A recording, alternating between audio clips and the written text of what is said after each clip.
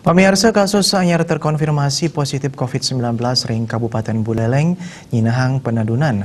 Daweg Anggara Lintang wenten pewowohan kalih kasus anyar terkonfirmasi positif COVID-19 sanikenak wenten 6 diri pasien.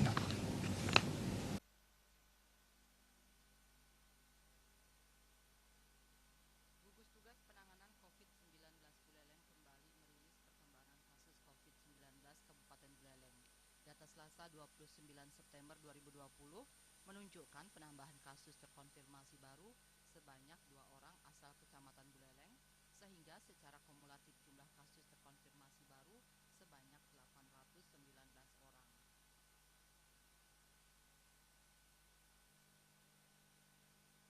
Sementara itu, per hari Selasa kemarin juga dilaporkan ada 6 pasien yang dinyatakan sembuh.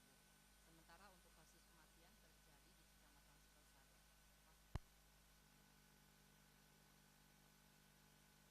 Sebanyak 2 orang dari Kecamatan Buleleng.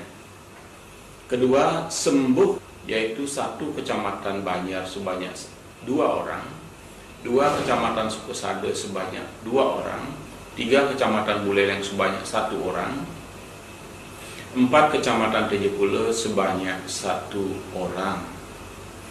3 kasus meninggal sebanyak 1 orang dari Kecamatan Sukasada. 4 kasus konfirmasi dalam perawatan sebanyak 43 orang.